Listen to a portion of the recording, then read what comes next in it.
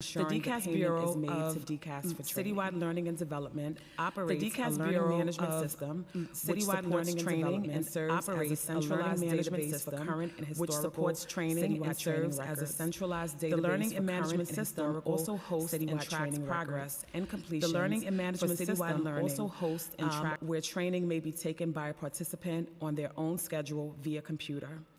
City-specific courses, including all mandated trainings offered at the Citywide Training Center, are also hosted on the learning management system. DCAS is excited to announce that a new learning and management system is in the final stages of development. This new system will provide an integrated platform for training operations, hosting data, management, and reporting.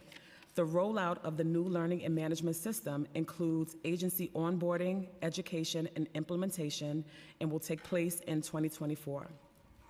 The new learning and management system will also offer direct training services to agencies and employees, provide employees with access to online catalog of open enrollment trainings and e-learning, enable employees to register for classes and download transcripts, and allow agencies to manage training and run training reports for their agency's workforce. These are many benefits of the new learning and management system, including the capability to reach a high volume of participants with training opportunities. It will automate and streamline several of our current paper-intensive processes. Employees will be able to access the online system anywhere at any time. We are also excited about the possibility of adding data analytics and visualization, artificial intelligence, process reengineering and improvement, and more cultural awareness and sensitivity courses as we regularly assess our offerings and make sure they align with the training needs of city employees and emerging trends. As you have heard, the depth and breadth of the training provided by DCAS to city employees is wide and comprehensive. Whether physical at the training center, through webinars, or via sessions giving live in their own agencies, city employees can become constant learners. The skills and knowledge we offer are important to the city's workforce and agency leaders because employees know that wherever they go within city government or outside of it, our training will help bolster their work performance and career. We are very proud of the work that we do at DCAS, and I hope this overview has provided you with an understanding of the city's training and development framework, including where we are today and our vision for making city employees the best that they can be. Thank you again to the committee and the council for this opportunity to speak today and for your partnership in valuing training and development for city employees. I would be happy to answer any questions the committee may have. Thank you so much for your detailed testimony. You answered some of my questions already, but I want to start first with just basics. So who is eligible to enroll in DCAS training courses, and does an employee need a supervisor's permission to enroll in a course? Thank you for that. So all city employees are eligible to take our training courses. That includes elected officials, city council members, so anyone is eligible to take our trainings. Employees are required to obtain their supervisor's approval, especially since there is a fiscal impact to them taking the classes. Supervisors also may take into consideration the operational impact of them attending training classes. So it's important to have that buy-in. Great, and understanding the fiscal constraints, but if an employee does want to enroll on a course and their supervisor does not agree, is there any recourse that's available to that employee? So currently there is no official process or appeal process for employees to follow. However, we do work very closely with each agency's training liaison to address, any issues that are brought to our attention by employees. Okay, thank you. How are instructors selected? Like, what credentials or certifications are required to become an instructor? I was happy to hear that DCAS is considered an accredited institution for training, but how do you select your instructors? Thank you for that. So our consultant partners are selected through a competitive process. DCAS issues a request for proposal, and then we review those proposals with subject matter experts within DCAS and across the city to identify, the best the best candidate to provide trainings. We take into consideration the cost scaling of the trainings and any specialized skill set they may have for the RFP that we are releasing. I do want to hand it over to my colleague Raj, who can give more information about the process. Great. Thank you, Felicia. So the instructors, as Katrina said, are selected through a competitive RFP process.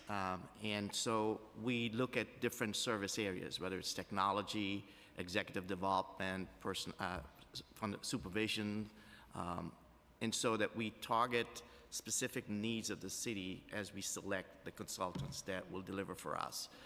It's very competitive. They have to pass certain requirements. Of course, this entire process is managed by the Office of Citywide Procurement. We work closely with them to make sure there are no red flags, and we check their credentials to make sure that they can deliver effectively in the service options that they are awarded contracts in. Great. And similarly, how is the curriculum for each course developed? So the curriculum is developed in partnership with DCAS and also based on the needs of our city agencies. So we use feedback received from our city agencies to determine, the courses that should be included in our catalog, and we also work closely with them in developing the curricula to be offered. I know you mentioned emerging topics like artificial intelligence, and we have a lot of topics like that that are emerging in a new workforce, as I call it. How often does DCAS generate new ideas for course curricula, and how often do course instructors update their material to adapt to new issues that arise? So thank you for that. We consistently review what we call post-survey feedback from our training participants. So we use that information in addition to feedback that we receive from our city, our agency partners, to determine what the agency needs, like what training needs are required of the agency for their employees. And then, we update our course curricula 3 times a year when we release those training catalogs. So we remove trainings and add them, every time we release a new catalog. Great. Okay. Trainings offer valuable opportunity and encourage employees to learn new skills or change roles. How does DCAS promote their trainings to city employees? Yeah, so upon release of the training catalog, we send out a memo to our agency partners. So one memo would come from the DCAS commissioner to agency heads. We also have training liaisons at each of the city agencies. So they would get, an email to let them know that the new catalog is being released. And then the information is also posted on DCAS's website. And it's available for city employees to go and view, and actually they can download an application to request training, so it's on our website. And at this time, are courses taught in languages other than English? Not at this time. And what about employees who may be hearing impaired? Are there courses available? Absolutely. We consider reasonable accommodations on an as requested basis. We make best faith efforts to accommodate employees. Okay. What about for in-person? I know there are in-person courses. Are there remote options or less restrictive accommodations available for learning for enrollees with disabilities? Yes, we will definitely entertain and be as flexible as possible to accommodate reasonable accommodations for disabled employees. So, I believe we can, but Raj, if you can just elaborate a little It's bit. an ongoing process, and it's need specific, right? So we'll continue to assess and work on that. So you basically liaison with the agency liaison, and if requests for accommodation come in, it is through that person that normally those requests come? Yes. Okay.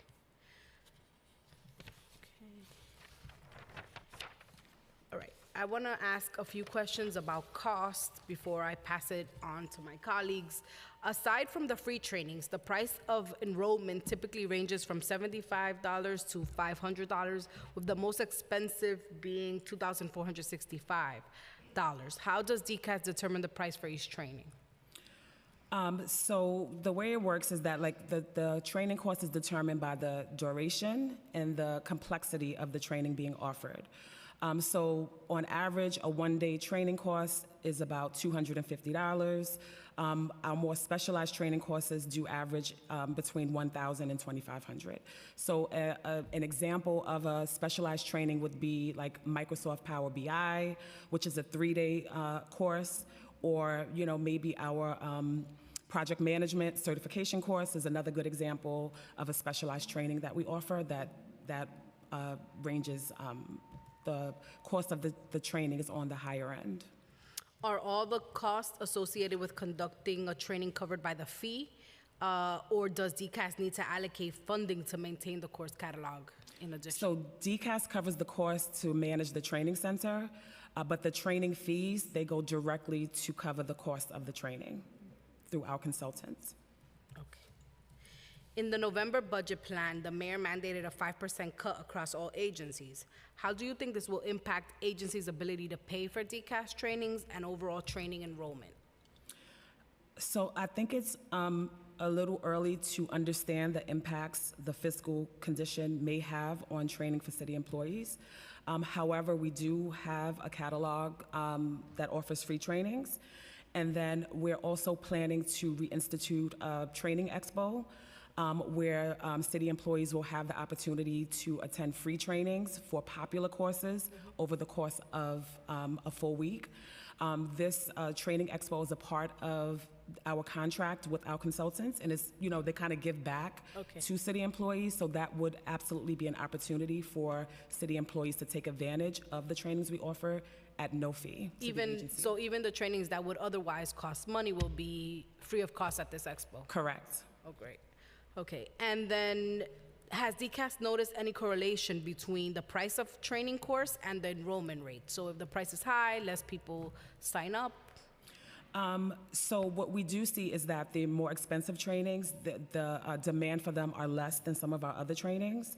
But I do not believe that there is a correlation between that. It's just that it's based on the specialized nature of the training that it attracts, specific individuals. Are fee waivers or vouchers available? If so, how does an agency determine who's eligible? Unfortunately, there are no fee waivers for training. Okay. All right, I'm going to pass it on to Councilmember Joseph. I also want to recognize that Councilmember Caban is here. We'll hear from colleagues, and then I have some more questions. Thank you. Councilmember Joseph. Thank you. Good afternoon. My question is, how does DCAS identify training needs among its workforce and develop curriculum to address skill, knowledge gap? Do you solicit from employees or managers?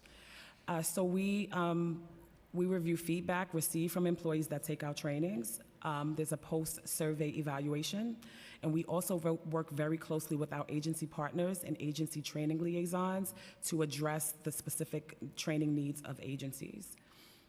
And we also have agency-specific trainings where we will develop a curriculum specifically for that agency, and it would be employees just from that particular agency. We can go to a location that is convenient for the agency, or they can come to our citywide training center. So we do work very closely with agencies to develop programs and curriculums to support their individual training needs. So how many employees have participated in last year in any of your trainings? I'll turn it over to Raj, if you have that number. Yes. So last year we had, not counting the folks that went to compliance courses, approximately 10,800, fiscal year 23, 10,800 participants in our training classes. And how do you track rate of effectiveness, how do you measure that? Because I'm sure you have a metric. How do you measure that? And what metrics do you use? And what do these metrics show about the impact of the training? So we do track our success rate through the mayor's management report. And so for FY23, our success rate is at about 93%. The effectiveness of the training is a little bit harder to gauge. However, we do review the post-course surveys of the participants who attended the training. We take that information very seriously. There's actually a formal process for us to review the feedback received from training participants. And, if we do receive any negative feedback, we do go back to the consultants and make adjustments accordingly. Earlier, Councilmember De La Rosa talked about new initiatives. Is there any new initiatives in the next year or two related to improving, expanding, assessing effectiveness of DCAS employee training programs, and what kind of resources are you looking to implement? So I can't think of anything right now, but it is something that we can take back and, come up with a plan of action to address your question. Well, technology is moving as fast. Are you keeping up with all the generative AI programs yes. that are coming up? Because I noticed you do have technology in one of your trainings. How are you supplementing it? Because not only Microsoft Office, but you're going to have to extend it. Yes, we are looking to add a few new training courses to our catalog around data and visualization, artificial intelligence, and things of that nature. So we are looking to expand our technology portfolio in upcoming catalog. Thank you very much. Thank you. You're welcome. Thank you, Chair. Thank you, Councilmember Joseph. Councilmember Nurse? Thank you, Chair. This was just kind of a question that came to mind while I was listening. Was more about for people who are going through these or who are taking these trainings, are these people who continue to take more of the DCAS trainings? Are you seeing more of the same people take them, or is it definitely like a constantly growing pool of participants? So it varies, but we do see repeat learners. So we do see employees who take multiple training classes, within a certain time frame. Our new learning and management system will help us to better understand that data. So we'll be able to provide more information on those type of metrics in the near future. Okay, my last question, I'm sorry if it was asked, but is there one particular, top agencies where you're seeing staff participate more in these classes? Yes, and I'm going to turn it over to Raj for him to share that information with you. Yes, so our top utilizers from a training perspective, you have DOHMH, DOT, ACS, CUNY uses some of our services as well. So those are among the top agencies that utilizes our services. So not a lot from the council? Well, it's 10,800, and we do because they are. If you look at the number, they come from 80 agencies. That the 10,800 come from 80 agencies. Right. So if you think about the higher ones, which is what those are the top ones that use it. But we do have over 80 agencies that are part of that aggregate number of 10,800. Thank you so much. Thanks, Chair. May I speak? Sure. So this is for Councilmember Joseph. I just wanted to clarify that we do have two new initiatives that we're moving forward, and that would be the new learning and management system, which will, be a tremendous benefit to the city's workforce, and also the training expo that's coming up in 2024. Thank you. Thank you, colleagues. I have a few follow-up questions on some of the questions my colleagues asked. One of them is about the learning and management system. Is the learning and management system designed to be kind of your remote academy? Is that sort of the thing that's going to be able to expand remote learning for the agency? Absolutely. So the new learning and management system will allow us to expand our e-learning courses, which employees will be able to take anywhere. So if they want to learn from home or at their desk, we're planning to expand our e-learning portfolio to offer more professional development trainings. Great. Do you foresee a cost saving or cost reduction from going e-learning model? Potentially, but I think it's a little bit early since, we're still in the process of implementing the new system. Great. And then a follow-up on Councilmember Joseph's question about the rates of enrollment. Among the 6 portfolio categories that you share, which civil service titles have the highest numbers of enrollees? So that's part of the issue with our current system. Okay. It's a disparate system, so it's very hard to connect the training data to workforce data. But with the new system, we will be able to connect the dots and, be able to speak more, clearly about the data and the employees that we serve around training. Great. What does DCAS do if a course is over-enrolled? And does the agency extend the cap? Or will people who were unable to enroll be forced to wait until the course is offered again? So that is a great question, and it happens sometimes. So what we do is we try to be as flexible as possible. We do work to keep the classes to a manageable size, which is about 25 participants in each training class. But in the event that we do see interest above what we usually accommodate, if there are enough folks to host another training class, then we'll just add another training class to the schedule, or work with the consultant to allow the additional participants to attend the scheduled training. So we try to be as flexible as possible. What patterns or trends has DCAS observed in the course feedback you've received thus far? So, the MMR, our success rate is very high, 93% for FY23. But I'll hand it over to Raj to see if you have experienced any trends that you want to share. It's pretty across the board. The satisfaction for training and training services is what we measure, and it's a high percentage. The classes are very highly rated, and the comments that we have, as Katrina pointed out, we work towards improve the course constantly. It's an ongoing, continuous improvement sort of process for us with all of them. Great. It might be early for this question, but just something to bear in mind, and the council would love to have that data when it's available, but do you have a breakdown of racial and gender breakdown of participants for the Management Academy or the Learning Institute? May I introduce Sure. Mark Cox? Of course. Do you have to swear him in? Yeah. Okay, sure. We have to swear you in, but just come in. You can come in and she'll administer the oath. Hi. Do you affirm to tell the truth, the whole truth, and nothing but the truth before this committee, and to respond honestly to council member questions? I do. Go ahead. Hi, my name is Mark. Yes, we do collect racial and ethnic data for the Leadership Institute and the Management Academy. Do you happen to have some of those numbers with you today? Not all of them.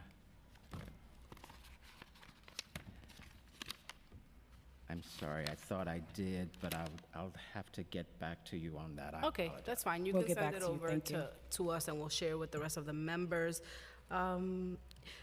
Does completing management and training courses increase an employee's chance of being promoted within their agency? Is that something you all have found?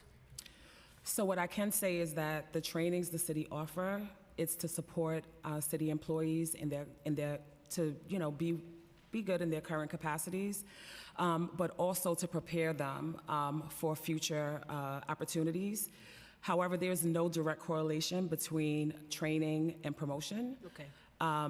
Promotion is done at the agency level, but I can say that it could potentially increase their marketability and readiness for the next step. Because there's some skills that are transferable, so that you can take them with. Yes, most of our trainings, most of the trainings we offered do provide transferable skills that can be used across, the city. So what we want to focus on is training all city employees to serve well, no matter which agency they may be assigned to. Great. Has the agency explored rewarding participants of the executive development and management and supervision trainings by giving them additional points on civil service promotional exams? That's an interesting concept. Unfortunately, we do not give additional points on exams for management and training. DCAS issued management and training. However, we do give additional points for certifications, but that is determined when we're developing the examination. And the points would go towards your civil service exam? To their score on the exam, yes. Okay. What would it take to expand where participants can gain points on civil service? Is that like an agency policy decision, or are you preempted by law, or? Well, no, it's a process to develop an examination, and it starts with what we call a job analysis. So it would really start there. I think it's a very interesting concept. I would like to take it back to the team and see if there's a way that we can operationalize that. Great. Okay. In response to Local Law 18 of 2019, in May 2021, DCAS issued recommendations for the development and implementation of pay, employment, and retention equity plans. DCAS pledged that within the next year, they would continue to work with the Office of Data and Analytics to produce a thorough progression analysis that would allow the city to understand and address the roadblocks to career progression. What is the status of that analysis, and can DCAS share any findings with us at this time? Sure. So, Pay Equity Cabinet was developed, and so back in June, we released a RFQ to identify a vendor to do this work. I'm excited to announce that we have selected a vendor, and we are in the process of finalizing the contract. Upon the contract being, finalized, we will be prepared to provide the council with a detailed project plan, including milestones and deliverables for the consultant. So things are moving, and we should have more information for you soon. Great, that's good news. My last question is DCAS currently experiencing any challenges to administrating training courses? If so, what supports would enhance DCAS's ability to provide relevant, helpful courses for city's employees? Yes, so I think we're on the right track with the launch of our new learning and management system. It will definitely help us to expand our course offerings and also build in flexibility for city employees to take training at their convenience.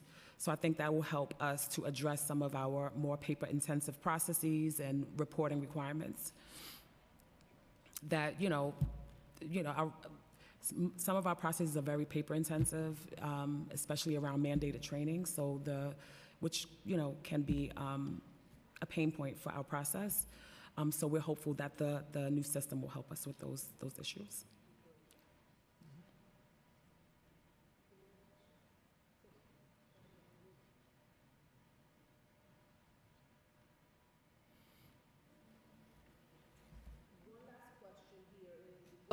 What documentation does DCAS require of a participant request and accommodation? So we were asking about hearing impaired or any person who has a disability. What documentation is usually required in order to accommodate?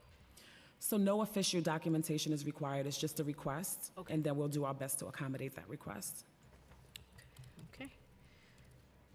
All right, it seems like you've answered all our questions. We thank you for being here today.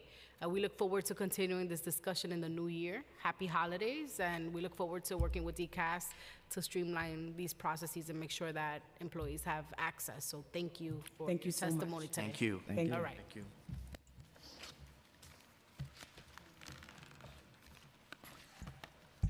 Thank you, Chair. We will now turn to public testimony. We will be limiting public testimony today to 2 minutes each. For in-person panelists, please come up to the table once your name has been called. For virtual panelists, once your name is called, a member of our staff will unmute you, and the Sergeant at Arms will set the timer and give you the go-ahead to begin. Please wait for the Sergeant to announce that you may begin before delivering your testimony.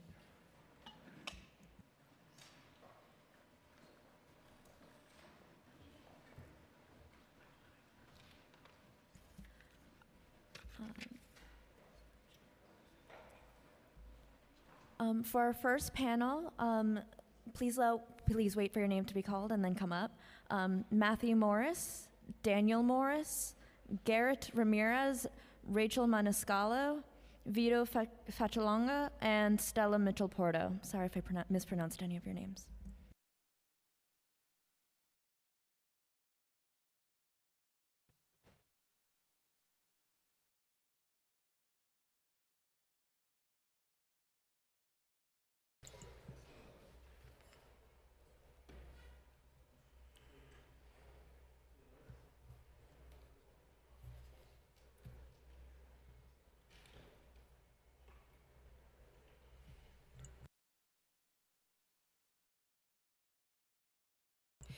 We'll begin with Matthew Morris, and as we go down the line, can you just identify yourself for the record? Matthew, you may begin. Hi, good afternoon. I'm just going to keep it short and brief. So about 2 years ago, I was put on leave without pay and then subsequently terminated. So I've been waiting to get my job back and receive all these fine things that have been spoken about here today. So I'm seeking reinstatement, and that's it. I'll just let everybody else continue, and thank you. Thank you. Good afternoon, I'm Daniel Morris. I was an EMT at Station 15 for New York City Fire Department. I was fired at June of last year for noncompliance with the COVID vaccine mandate. Now that that mandate is no longer in effect, I'm seeking reinstatement. That's all I have to say today. Thank you. Thank you. Good afternoon. My name is Stella Mitchell-Porto. I was a New York City assistant principal at District 75 P25R, a special education school consisting of over 22 school sites on Staten Island, New York. This would have been my 30th year with the New York City Department of Education.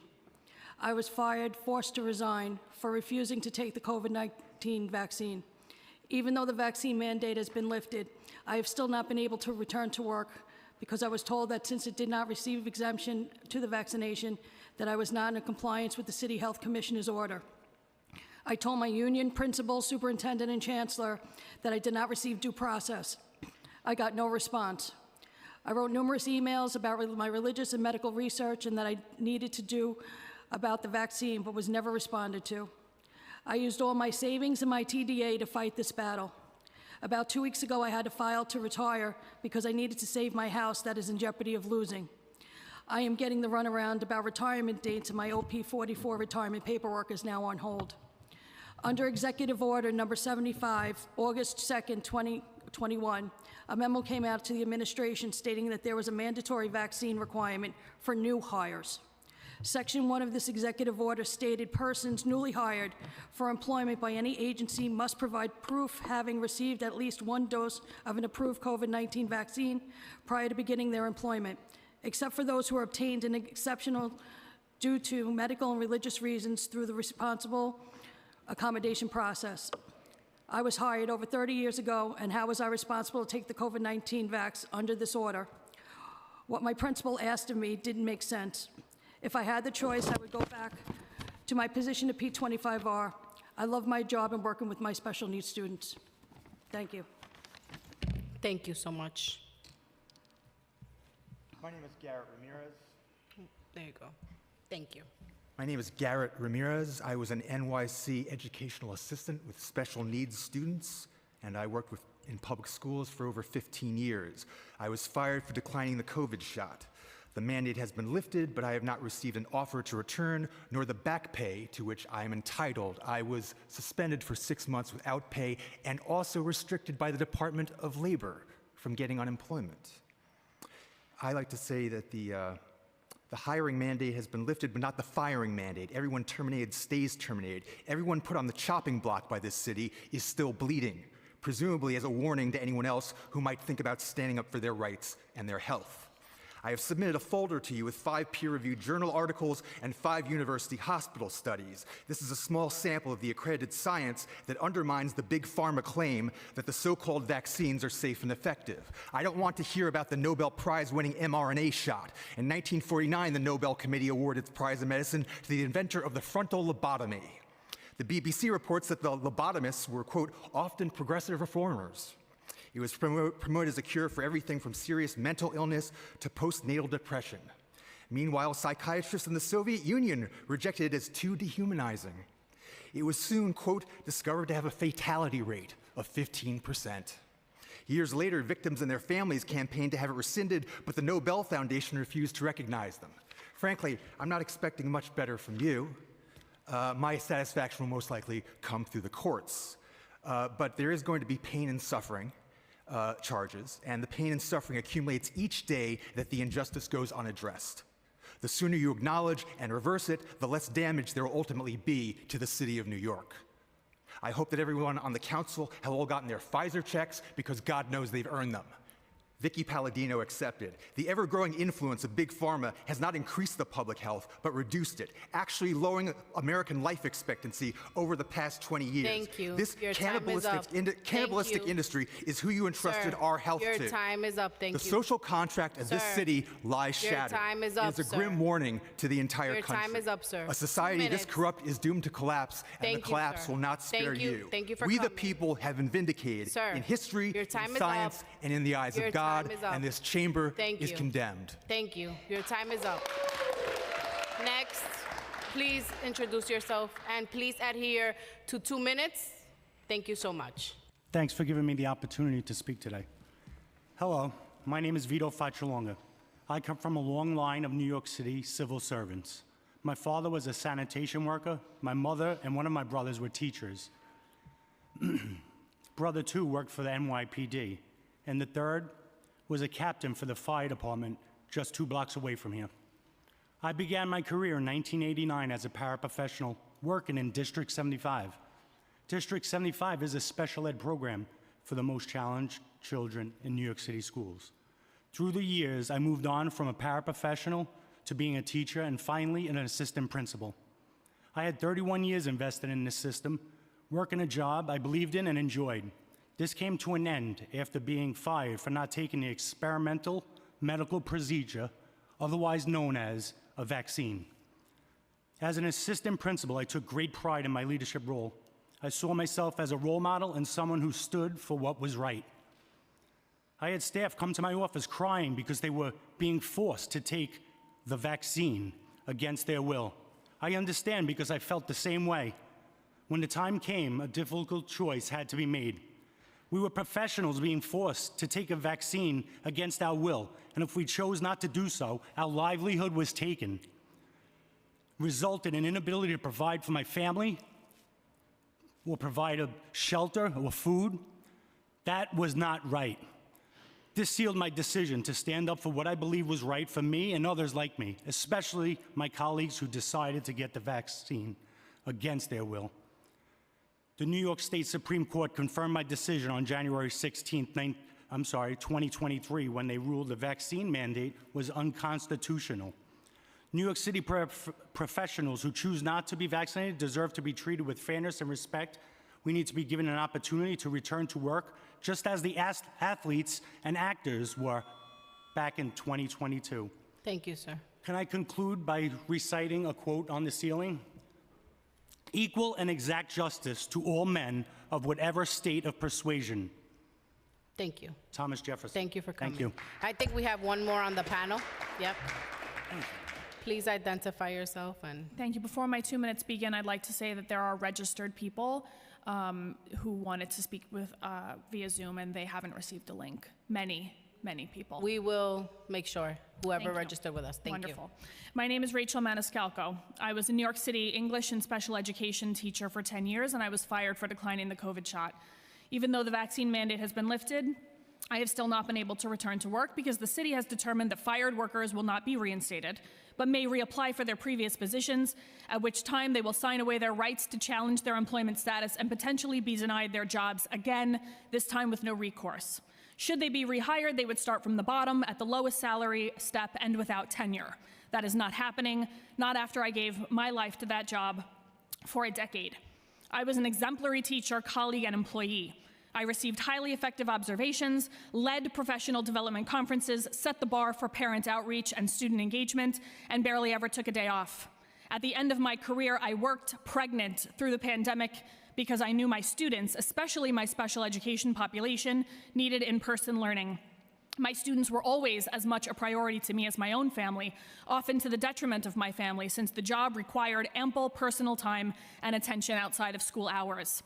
This might sound like an overabundance of self-praise, but I will not be silent about the dedication I put into a career that was so quick to throw me aside.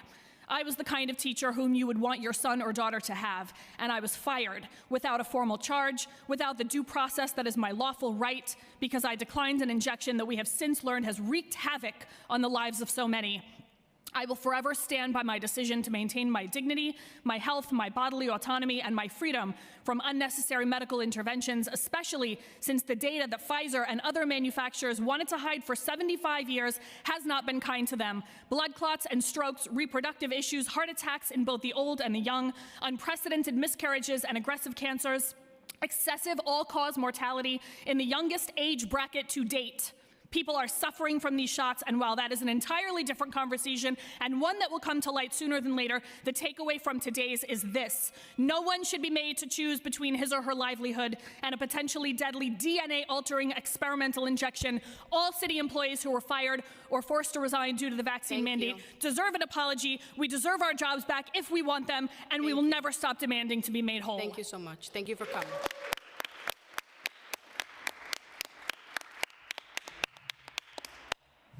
Thank you so much for coming.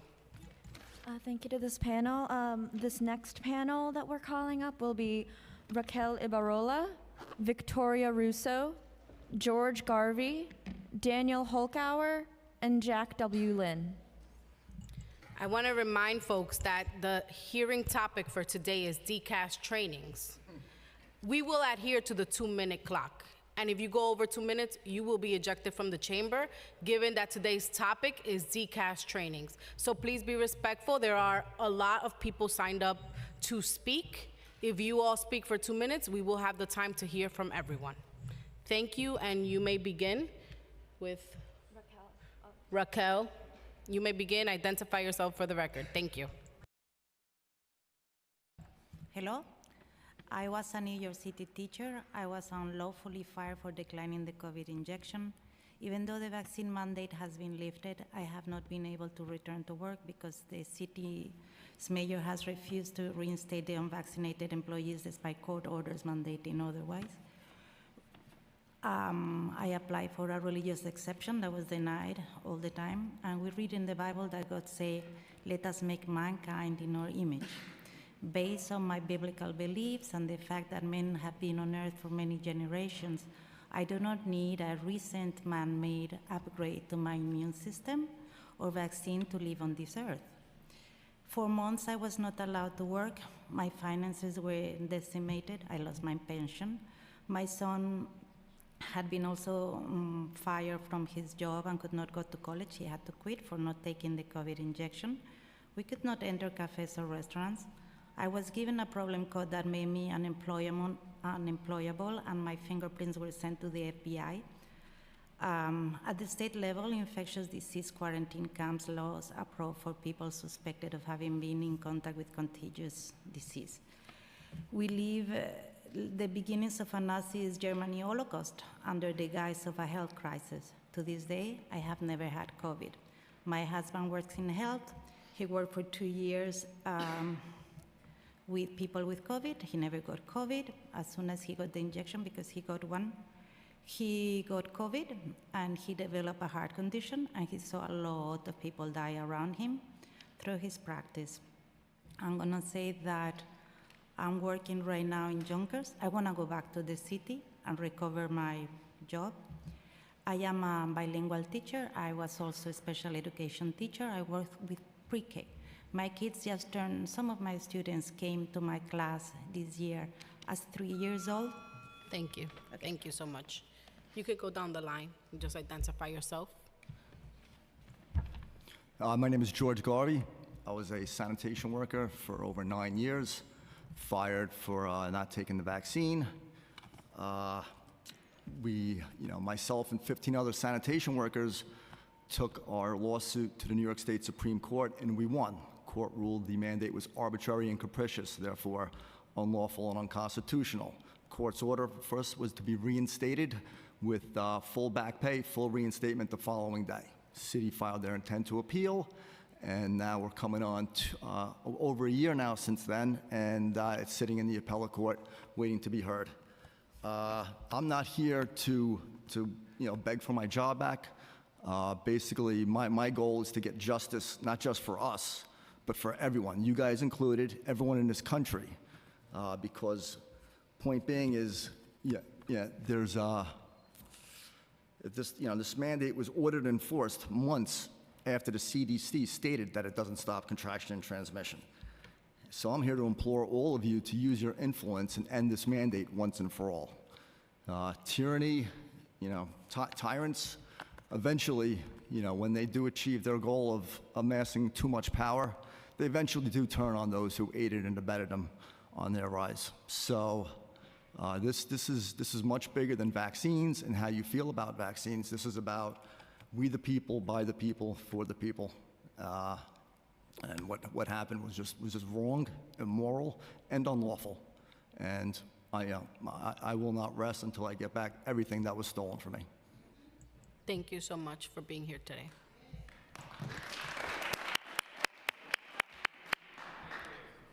My name is Daniel Holkauer. I worked for the New York State Department of Sanitation for 5.5 years before I was unlawfully terminated for refusing to comply with the COVID-19 vaccine mandate. I just want to remind everybody that every generation has the excuse as to why that group of people needed to be marginalized. Whether it was for one reason or another, we live in a time where we're supposed to be even more mindful than ever as to how we treat other people and the future and the past in this country, and learning from our mistakes and not repeating them. And this was a mistake that's been repeated multiple times in history, and every time we say we've learned from it. But we don't. The next generation has the excuse as to why we have to marginalize another group of people. Why? Well, this time they refused to vaccinate. They refused to comply. When we reach a point in our country where regular, everyday, middle-class people are forging documents in order to maintain their jobs, in order to go to a restaurant, in order to not be segregated against, it is time for national self-reflection. It is time to ask ourselves, wait a second, are we about to make the same mistake we did 1,000 other times and claimed we learned from? Hochul wants to make quarantine camps in this state. Quarantine camps in the state of New York, even though the Nuremberg laws are actually encoded in New York state law. How is that going to go over? Tax money being used to fight and put people into camps. What is the difference? The reason the city is fighting our case is because our case is going to be a roadblock to that. And I am glad to be part of that roadblock. But at the end of the day, if you guys just stop fighting me, all I want is what is owed, my due compensation, and I just want to go back to throwing garbage in the rain. I just want to go back to pushing snow. I just want to go back to being stinky and doing my job like I did for 5.5 years. Thank you so much. So we don't clap in the chamber, but we can do this, okay? So you want to agree with someone, you do this. You want to disagree, you do that, okay? Next. Okay. Good afternoon, council members. My name is Jack Wei Lin. I'm 39 years old. I was an EMT with the FDNY for over 14 years, since 2008. Last year, I got fired for my refusal of the COVID vaccine mandate. Even though the mandate was lifted, I haven't returned to my position because of the unfair DCAS citywide waiver that I'm required to sign to give up my civil service rights and in order to be reconsidered for reinstatement. My religious exemption was denied by the FDNY EEO office, and I also lost my citywide vax appeal. Despite having been a Christian since I was a child, despite being baptized at age 12, despite going to a Christian liberal arts college, despite getting my bachelor's degree in religion, despite serving as a missionary abroad. So please believe me when I tell you that my faith is genuine, and it would have been a violation of my personal conscience and beliefs to take the COVID shots. After I came back to the US from the mission field, I applied to work as an EMT with the FDNY. I wanted to be there to help for the next 9/11. And I firmly believe that COVID was EMS's 9/11. EMTs and paramedics were the tip of the spear, going into people's homes and taking them to the hospital. I worked in person 12 to 16-hour days in operations throughout the pandemic. My commute from Queens was close to 5 hours round trip by public transportation to Staten Island. A COVID hero to a COVID zero. My employment insurance benefits were denied 3 times. I couldn't even find work until after the private sector mandate was lifted. I never imagined that the violation of religious freedoms could happen here in this great country and in this great city. The city and the FDNY have forgotten my service. They forgot all the people I helped. They forgot the hospital cop in cardiac arrest that I performed CPR on while off duty with a broken wrist. But my God sees everything, and I implore you to do the right thing and to reinstate us. Thank you for listening to my testimony. Thank you so much. We have one more. Yes. My name is Victoria Russo. I'm a special education teacher. I work for the Department of Education for 23 years. I had the privilege to work with children on the autism spectrum. I was first put on leave without pay, and eventually I was fired, terminated, for declining to take the COVID vaccine. I still have not returned to work because I believe that the vaccine mandates are unjust and violated my personal freedom and my medical privacy. I love teaching and I care deeply about my students. I've dedicated my career to helping them overcome their challenges and reach their full potential. I have not been granted the opportunity to return to my existing position as a special education teacher. I feel that all teachers who are wrongfully fired should be reinstated to our previous position under the stipulation that we will be compensated for our lost wages and compensated for lost time. I've chosen not to get vaccinated for religious, personal, and medical reasons. I respected and respect the right of others to make their own decisions about their health, and I expect the same in return. The vaccine mandates are discriminatory and coercive. They forced me to choose between my livelihood and my health, and violated my constitutional rights and my human dignity. They ignored the fact that I had natural immunity from a previous COVID-19 infection and COVID pneumonia. They disregarded the opinions of medical experts who have raised questions about the necessity and legality of these vaccine mandates. We need this court and this council to recognize that we were wrongfully treated by our city, our state, and our union that was supposed to represent us. I pray that this council has the courage to act. We are not the enemy. We are colleagues, your friends, your neighbors. We were essential workers who have served our community with dedication and compassion throughout this pandemic. We deserve to be treated with fairness and dignity. Thank you for listening to my testimony. Thank you all so much for coming. Our next panel will be Trinidad Smith, Chuck Affair, Tim Heaton, Michael Kane, and Gabriel Dalmau.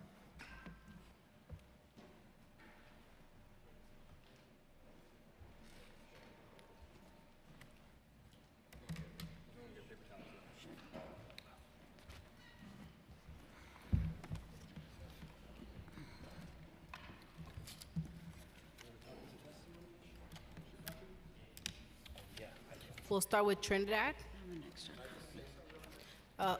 Hold on. We have to do it by order. So when. Okay. You're speaking out of turn. When it is your turn to testify, you can give your remarks. We are Trinidad Smith. It is your turn to speak. Trinidad Smith, are you here? I'm here. Okay, please start. Turn on your microphone and start. Turn it on? Yeah, it's on. My name is Trinidad Smith. I came here at age 6 from an orphanage in Bogota, Colombia. New York City and the DOE has helped me achieve my American dream of buying my first and only home in 2019 at age 49. I am grateful. These mandates and the lack of ability to gain my job back puts me and my son of losing my home. This is it for me. I have exhausted most of my savings. There will be no more house for my son and I. I dedicated my last 20 years to New York City and its special needs population, with my concentration being in students with autism spectrum. I have a clean record and service. I even stayed within the same organization during my tenure, an indication of loyalty to my colleagues and my profession. I was terminated and never even offered a fair hearing after requesting my legal right to due process following my request for a religious exemption, and was denied. My union failed me. I was also denied unemployment and repeatedly was lied to, sent lies and said that I was terminated, or I quit, I wasn't terminated, and that I was also retired. These are things that I have proof of, but yet I'm still suffering as a result of these lies that have been put out. When the city lifted the mandate restrictions for the private sector, I applied for a set position in the Bronx, a 4-hour commute, 2 buses, and a subway from New Jersey so that I could maintain this mortgage. Unfortunately, this was not as easy. The city had put a P code on it. P code indication did not have a differentiation between inappropriate behavior or an objection to a mandate, which this is a character assassination for the professionalism that I put in for 20 years to be put and lumped in the same P code. Since the February 23rd, the public... Thank you so much. Thank you. Thank you for your testimony. Hello, everyone. My name is Michael Kane. I was a special education teacher for over 14 years in New York City until I was terminated for declining the COVID vaccination. I've been suing New York City in state and federal court for the past 2 years over this. In September of this year, I was ordered back to my job by a New York State Supreme Court judge. However, New York City appealed. I didn't get my job back. I come here today not to tell of my hardships so much as the hardships of hundreds, thousands of New York City Department of Education employees. One of the most egregious punishments that my colleague right here just referred to were the brandishing of a problem code, a scarlet letter that was placed on all unvaccinated employees. These problem codes have prevented many from obtaining employment in New York City and outside as well. I actually submitted for the record a court affidavit from an AP who couldn't get a job in Westchester because she got this problem code. 9 members of Congress from New York have written a letter to New York City Schools Chancellor David Banks asking 8 reasonable questions. I also submitted that for the record as well, too. It's almost 6 months, there's no response from Banks or from Eric Adams or any designee. I also included other documents from my attorney showing that how many people this has affected. I asked the chairs of the committee, please bring this to the attention of Chancellor Banks, of Mayor Adams. They need to respond to Congress. These are very reasonable questions. Recently, Mayor Adams had said, when you can't work, you are being exploited. We fought hard to get rid of draconian rules. That's why we've been saying to the national leaders, let them work. But he wasn't speaking about unvaccinated, fired individuals. He was speaking about undocumented immigrants. Now, I support undocumented workers to have the right to work. I actually ran a Dreamers Alliance. Ms. De La Rosa, you actually gave a presentation with one of my students once at a CUNY Dreamers conference. My Dreamers Alliance is gone now because of this. Thank you so much for hearing me out. Thank you so much for your time. You may identify yourself. Good evening. Good evening. My name is Chaka Fair. I'm a clinical social worker. I was employed by the Department of Education for 20 years and was terminated. How do I go back to my child who is at Morehouse, and we just purchased a car for him because he's doing the right thing, and tell him to continue to persist and do the right thing when I get fired for no cause, no recourse or anything? How do I go to my wife and tell her that now she's gonna be the sole breadwinner in our home when I did everything right? 20 years, did I get fired because of time and attendance? Did I get fired because I disregarded a direct order? Did I get fired for, God forbid, touching a child inappropriately? Did I get fired for maybe having inappropriate contact with another staff member? No. I was fired because I practiced my religious freedom and decided not to take the COVID shot. I was fired. There was no recourse, no reason, or anything. This is a modern-day Shadrach, Meshach, and Abednego story, where we are asked to bow before a false god, and if that doesn't happen, then we've been thrown in the fiery furnace. Now, you may not have thrown us in the fiery furnace, but you certainly have the opportunity to decide how long we stay there. Thank you. Thank you for coming. You may go ahead, sir.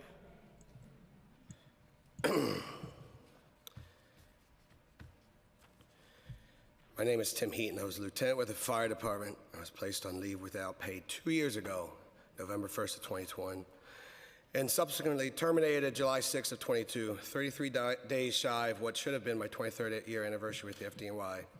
I've applied for reinstatement. The department has denied my application pending the signing of a waiver that states I will not hold anyone liable for lost pay or time and will not seek to reclaim lost wages.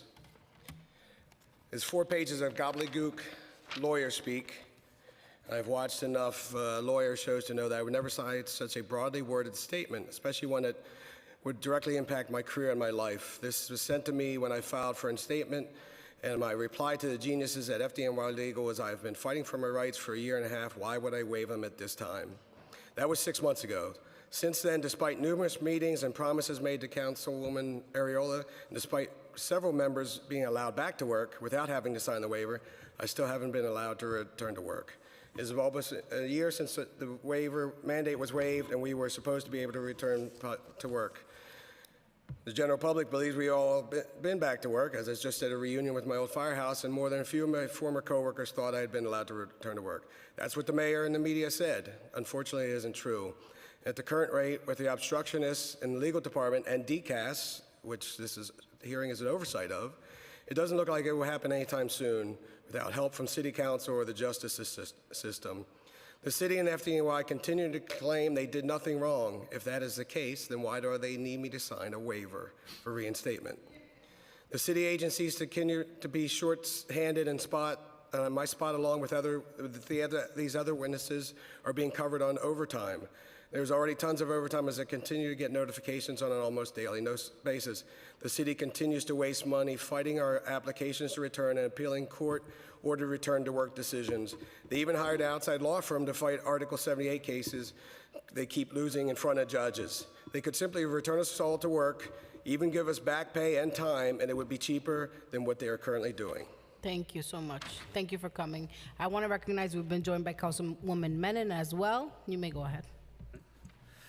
Hello? Yes. Good afternoon. My name is Gabriel Dalmau. I was a metal worker for the Department of Sanitation. I was terminated from my job for declining the COVID shot. Even though the mandate has been lifted, I'm still not back at work, and I simply do not understand what is going on in this city. When COVID happened, we were all scared. People got sick and were dying, my mother being one of those tragic stories. All alone in the hospital, we couldn't even hold her hand in her final moments. But I still managed to get to work. You probably have no idea what that feels like, or maybe you don't care, but I do, and it still hurts to this day. Like many of us, I was banging on pots and pans for the nurses and the first responders out there risking their necks. I went to work every day not knowing what I might be bringing home, but I still went and answered the call. No vaccine, no problem. No solution, no problem. We all still went to work while most people were at home doing Zoom calls in their pajamas. Then the mandates happened and I applied for a religious exemption, same as my work partner, but I was denied and he was approved. He's been working the whole time and I'm happy for him, that's the right thing. But what about the rest of us? How is this not discrimination? In the middle of a pandemic, the city decided to go ahead and fire the same people who helped you get through the worst of it, taking away not only our ability to work and feed our families, but also taking away our health insurance, which really made no sense at all. How is it possible that city officials and our unions could turn their backs on us, the very same people who were praised and being called essential and heroes and all that good stuff? What happened to due process? Where are the rallies by city officials to get us back to work? Shame on you. Mandates have been lifted, court cases have been won, but appealed by the city, and here we are still. What the heck is going on? Take a moment to put yourselves in our shoes and see how you would feel. How would you respond? A lot of folks were forced out of their jobs and even had to move. That's the thanks that we get. It is very curious to me that with all the talk of mental health, we don't seem to matter. With all the talk of discrimination not being tolerated, we don't seem to make the cut. I wonder why that is. I guess I'll just have to ask my therapist during our next session and keep praying to God for true justice. Thank you. Thank you all for coming. Thank you. Our next panel will be Orline Borno, Roxanne Valdez, Aura Moody, Sophia Harrington, and Audrey Dennis. If you have not yet filled out a slip to speak today, you can do so at the back.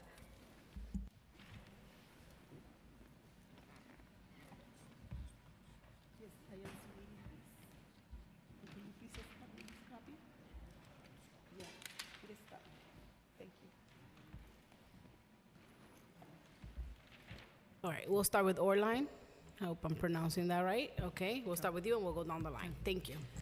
Good afternoon, elected body of the City Council. My name is Orline Borno, a 26 years bilingual teacher, a high school teacher who was consistently rated highly effective, and unfortunately was fired involuntarily for declining to take the COVID-19 vaccine. Even though the vaccine mandate has been lifted, I'm still not able to return to work with the New York City Department of Education because no direct pathway to return to my previous school and title has been created by the New York City Department of Education. Although I have repeatedly sent out countless emails, certified mails, phone calls to the Board of Education, to personnel such as Catherine Rohde, the Executive Director of Office of Employee Relations, and Liz Vladik, the General Counsel of the New York City Department of Education, with no avail. So once again, no clear pathway has been set up for my reinstatement, any other teachers in my situation as well as I have known. I contacted the UFT General Counsel, Beth Norton. She wrote back to me and countless teachers in my position, tenured teachers like myself, and her quote says, "The UFT agrees with you. You are entitled to a 30-20 process. Together with the MLC, we filed a lawsuit to protect the right, but the judge dismissed the case. The judge agreed with the DOE that they had unilateral right to terminate in this circumstance. We have filed an appeal. In the interim, should you wish to return to work, you will need to reapply and be rehired. You are not entitled to reinstatement, back pay, or accumulated benefits," unquote. End of quote. I reached out to my former principal in Queens, great school in Queens, great kids, and letting her know my situation and how I reached out to my union rep. And she said, unfortunately, that the Department of Education did not provide any pathway or protocols for her to start the reinstatement process. So unfortunately, this is a reoccurring issue. My only takeaway message, thanks again. Thank you. I need you all to look into the pathways. We need pathways to go back to work. Our unions let us down. City officials let us down. So we need a clear pathway to return to work. Thank you so much. Thank you for coming. Hello, my name is Sophia Harrington. I was a New York public schools teacher in the Bronx for 6 years before I was put on leave without pay and then terminated for noncompliance with the COVID vaccine due to my religious beliefs. I was at the same school for all 6 of my years in service, working in person through the pandemic without proper PPE. Though the vaccine mandate has been lifted, I am still unable to return to work without the humiliation of reapplying to a job I already held with tenure, or without the conditions that limit my right to free speech. For an entire calendar year, I was rendered necessarily jobless by the Department of Education in the City of New York, according to the deal that the UFT and the city made. If I was to keep my health insurance, I could not apply to or actively work at any other jobs without losing my position. In my particular case, my health insurance was paramount because I have a chronic health condition.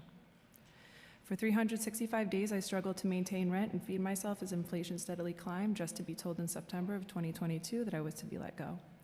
When I was finally released to apply to other jobs, I discovered that my record had been flagged simply because I had exercised my constitutional rights.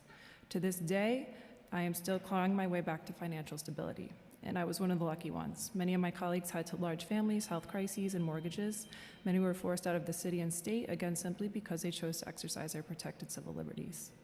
On top of affecting me personally, my forced resignation has deeply impacted my former students and the students of the thousands of colleagues who were also fired or otherwise forced to resign. For a year after I was removed from my position, my school did not replace me, and there was no ENL teacher in the building. This is a school where about a third of the students are English language learners, and many more than that require informal language assistance. There was no one to help newcomers access curriculum or to help translate for parents. 6 years' worth of support networks I had worked hard to build with students and their families were gone. To this day, I do not know if my position has been filled. Exploitation is not a new concept to teachers in this public school system. Our kindness, the way we care about our students, and our unwavering dedication to their growth is often exploited in the form of long hours. I just want to finish with this. I'm here to remind you that we are here. We are real humans whose lives the city has devastated.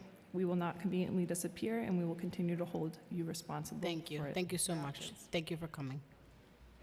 Good afternoon. Can you press the button? Press the button. The red. There you go. Yes. Good afternoon, council members. My name is Aura Moody. I work as a school social worker for over 20 years. I consider myself an active employee because I was unlawfully placed on leave without pay while awaiting a decision on my application for a religious exemption under the grounds of natural immunity.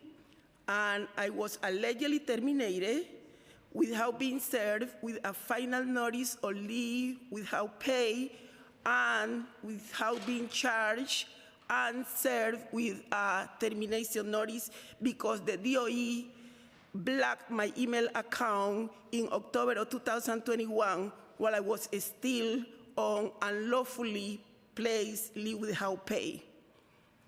I am very disappointed with the city of New York because Mayor Bill de Blasio has announced a bus or test policy on July 26, 2021, and while MLC and its constituent unions were negotiating the bus or test policy, Mayor de Blasio overstepped them and imposed a COVID vaccine mandate for DOE employees under an unconstitutional health order issued by the Health Commissioner on August 24, 2021.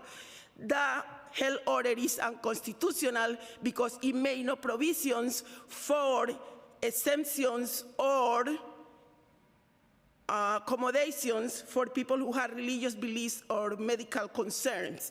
And also it had no due process rights measures. So the UFT award was issued by an arbitrator who used to fundraise for Mayor de Blasio, and he imposed a COVID vaccine mandate. I submitted an affidavit in support of my claims. Please wrap up. Thank you. Thank you for coming. Can you pass her the microphone? Thank you. Hi, my name is Roxanne Valdez. I was New York City DOE teacher fired on February 2022 for declining the COVID-19 shot. Even though the vaccine mandate has been lifted, I have still not been able to return to work. I have been an employee at the New York City Department of Education for 15 years. I'm so proud to be the first in my family to graduate college. It is with deepest gratitude and love that I dedicate my diploma to my husband and my kids. My husband has been my rock, my confidant, and my biggest support. And that's why I decided to come over here and fight for my rights. My career started in District 75 as a paraprofessional in 2007, then as a classroom teacher for grade 1 to 6 in September 2018. I was a full-time student to become a teacher, sleepless night of schoolwork, and take multiple college loans so I can devote myself for helping kids in need. But everything went downhill because I wouldn't let the government tell me what to do with my body and my health. On September 24, 2021, my religious exemption application to the DOE vaccine mandate was denied. And I reapplied, and I was denied again on September 28, 2021. The reason why I applied twice was because I did not receive an appeal action. I don't have a job yet because I don't feel the need to look for a new one since I didn't do anything wrong to lose my job in the first place. I came to this country in 1993 from Ecuador, and I can't believe in the United States of America I have to choose between my faith and my job. Thank you. Thank you so much. Good afternoon. My name is Audrey Dennis, and I was a New York City Department of Education school secretary prior to October 4, 2021, under former Mayor Bill de Blasio, and continuing under the same leadership style of mayoral controlled governance without any direct communication. On February 11, 2022, Eric Adams, who is now the current mayor of the city, unconstitutionally and wrongfully terminated me from my job of almost 30 years for refusing to be coerced into taking the COVID vaccine, which the mayor had lifted on February 6, 2023. Since being terminated, I have not been called back to work, nor have I found a job with steady income. Why is this so? It was disclosed to me that a problem code that is normally assigned to a DOE's record for alleged concerns with conduct that may pose a threat to children or affecting job performance. The union working with the DOE would still have the staff member on payroll until the case is decided. But in my case, I had done nothing wrong, yet I was not given any due process for refusing this vaccine, and instead asking for an exception through my religious belief, which was quickly denied by folks who were not religious at all. This code, which was placed in my record with the FBI, prevented anyone from hiring me. Also, all this time, attorneys arguing cases for terminated city workers faced an appeal thereafter by the legal team from the city using our tax dollars to fight a case that should not have been before the courts in the first place. What has happened to me all these years, these wasted years? According to LIJ Hospital, I have lost my mother due to COVID, not getting to be at the hospital with my mother during her time of need. Death of my sister, who worked with the New York City Department of Police Department. She was in a hospital, the same hospital, and no prior health issues with COVID. But taking the Pfizer vaccine, she suffered damages to her vital organs and died this July. My husband was also forced to retire from his job, and I just want to finish with my husband and my son too, who work with the teachers. All my family work with the city. And I now, as secretary for all these years in an educational institution where we are teaching children to be critical thinkers. Thank you, ma'am. Okay, just I want to say we must use our common sense. Think for ourselves, otherwise we're going to end up like people who went to Guyana with this preacher and gave them Kool-Aid with poison. All right, so we must use our brains. Thank you so much for coming. Thank you, all of you, for coming. And I would like to mention that we have been allegedly terminated without due process. You already testified. Thank you so much. Thank you. I also have my documents Thank you. submitted to you. You can give it to the. Thank you. Thank you, ma'am. And as of today, the Ma'am, jury has failed it's 2 minutes, ma'am, and you are done. Thank you. Have a good day. All right. So if you do not adhere, we will end the hearing for those who are off topic. You decide. We will now be turning to Zoom panelists. We will have Lauren Raiolo, followed by Diane Baker-Paxius. If anyone else is present on Zoom who wishes to speak, please use the Zoom raise hand function. Lauren, please proceed when the sergeant announces that you may begin. Starting time.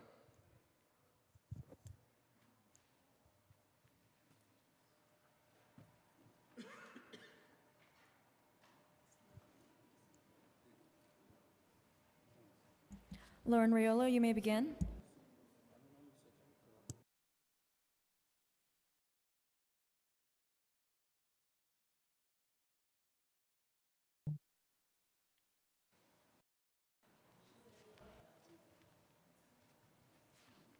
We see you. Try speaking. We hear you. Go ahead.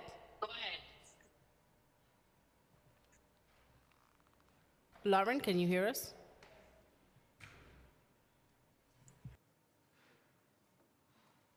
Lauren, can you hear us? We see you. I can hear you. Okay. We hear you. Can you hear me? Yes. Oh, amazing. Okay. Hi, everyone. Good afternoon. All right. My name is Lauren. Can you hear me? We hear you. We hear you. Okay. My name is Lauren Raiolo. I worked as a special education teacher for the New York City Department of Education for 12 years. I subtaught for 3 years, earned 2 degrees, passed 4 exams, went to college, then graduate school for 7 years. I worked hard not only in school while working 2 jobs, but for my school, all to be left with a $30,000 school loan that's good for nothing, a loan I can no longer afford to pay. At the time, excuse me. We want you to be safe, Lauren. Are you able to testify you're driving? Yes. Okay. No, I'm All right. parked. All At right. the time of being fired, February of 22, I was not going to take an experimental vaccine and be the test dummy, all to find out the potential loss of a pregnancy, which I was pregnant at the time.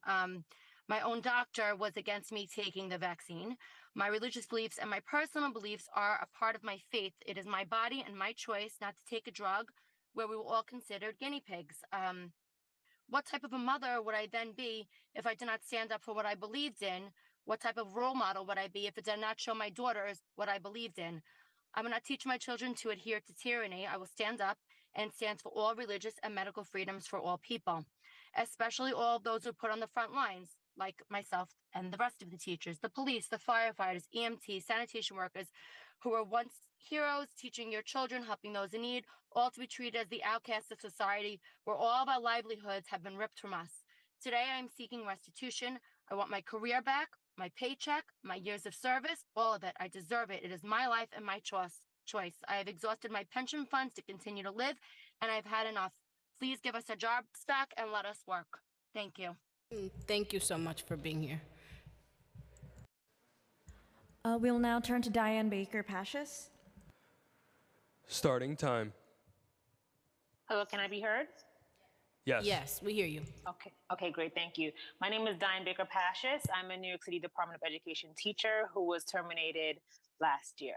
I was fired for declining the COVID shot, even though the vaccine mandate has been lifted. I still have not been able to work because the Department of Education, the United Federation of Teachers, and New York City officials have chosen not to right the wrong of terminating NYC employees by reinstating us to our positions at the tier from which we were terminated and providing back pay despite the COVID mandate being lifted since February 2023.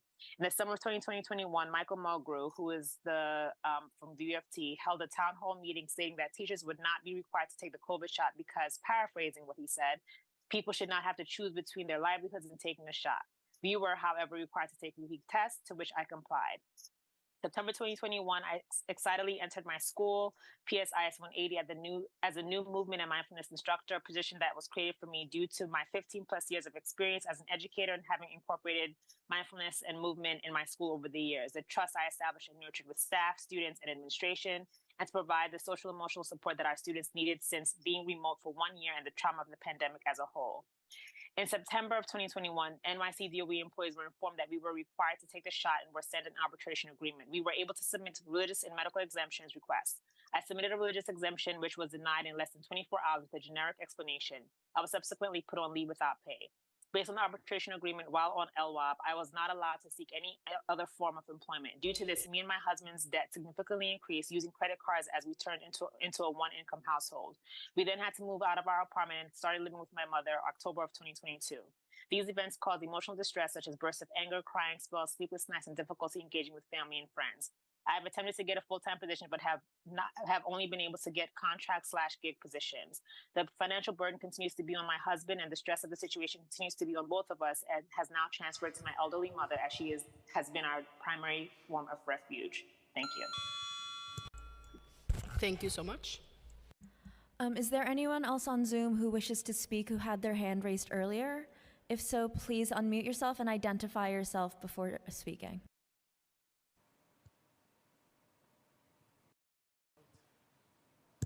Hello, may I speak? Yes, we hear you. Go ahead. Yes, my name is Kathleen Comack. I was a New York City mathematics junior high teacher from 1987 to 2021. I dedicated myself to 34 years in the same school and gave my all to my students. I worked summer school July and August of 2021. I worked September, and in the beginning of October, I have a heart condition. I'm under doctor's care at St. Francis Hospital, one of the top heart hospitals in the country. And my doctor strongly felt that I should not get the vaccine. I have a loop recorder in my chest as we speak. I had not one, but 2 hearings. I was optimistic, but I was denied. I was placed on leave without pay, and I was forced to retire as a single mother of 4 with a handicapped child living on the North Shore of Long Island. It has been devastating emotionally, physically, financially. I feel like a leper. I never in a million years ever imagined that I would be fired and kicked to the curb like a piece of garbage. I love my job. Out of 110 teachers, I was the second most senior in the school. I was the number 1 most senior teacher in the math department. I was considered highly effective. I never had any problems, and I missed my job terribly. I never received a fair hearing, due process, and I was wrongfully terminated, and I want my job back. Thank you. Thank you so much for being here. I believe we have one more person on Zoom who has their hand raised. Please identify yourself before starting your testimony. Thank you. No, that's okay. I'm trying to do a Zoom hearing. It's okay. That's it. Hi, my name is Miss Jean, and I was a school teacher in the New York City Department of Education for over 17 years. I held the highest seniority in my school for special ed, and I was fired over the vaccine mandate when I tried to get a religious exemption. I was denied without explanation. I appealed it and was denied again without explanation. I was placed on leave without pay. I was not given a due rights process for a 3028 hearing. I was harassed by my principals, asking when I was going to return to the school. I was harassed by my assistant principal on phone calls, via emails, if I was coming back. I was forced to resign on October 18th when I was at the peak of my earning career. I was making top salary. I have a master's degree plus 30, and I was let go for no reason, with no explanation, no due rights process. I worked for 17 years in that school, and like all the other teachers, we worked hard. This was not something that I expected to happen to me. It has caused financial hardship to me and my family, emotional stress.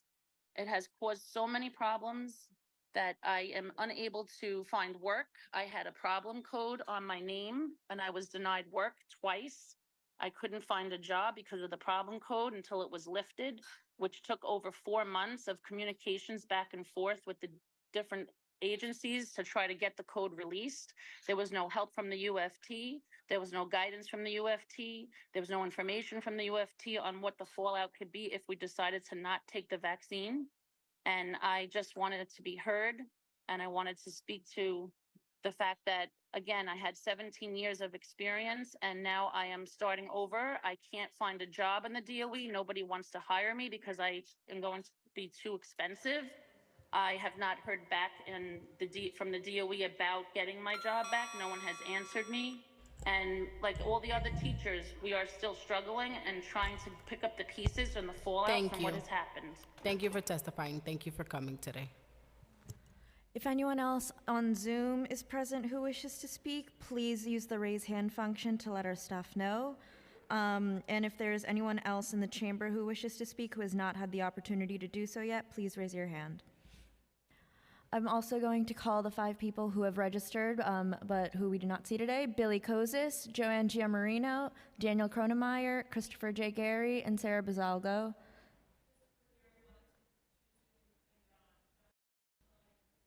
Okay, we'll try to remedy that with our folks. Thank you. I would also like to note that written testimony, which will be reviewed in full by committee staff, may be submitted to the record up to 72 hours after the close of this hearing by emailing it to testimony@council.nyc.gov.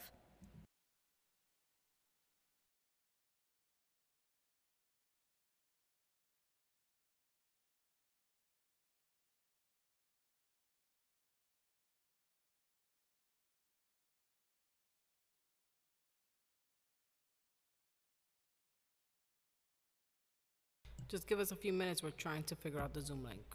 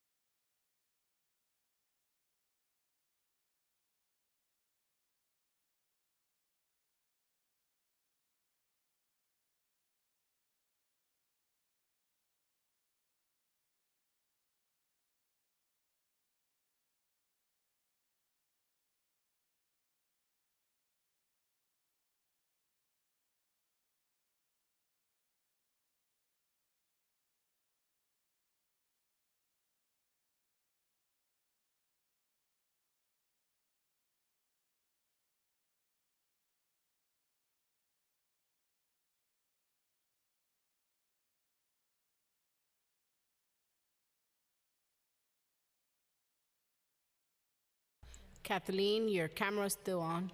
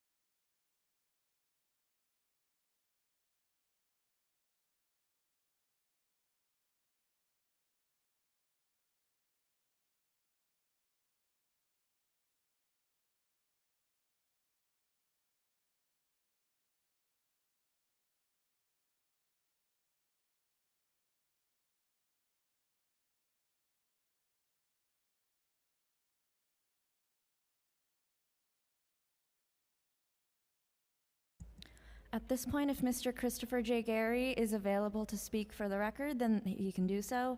If not, then we would like to reiterate that he can submit testimony for the record by sending it to the testimony inbox.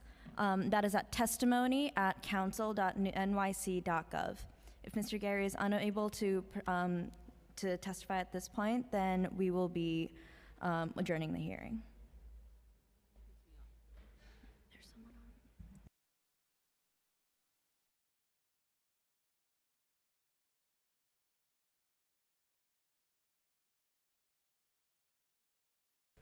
Mr. Gary, are you on? Okay.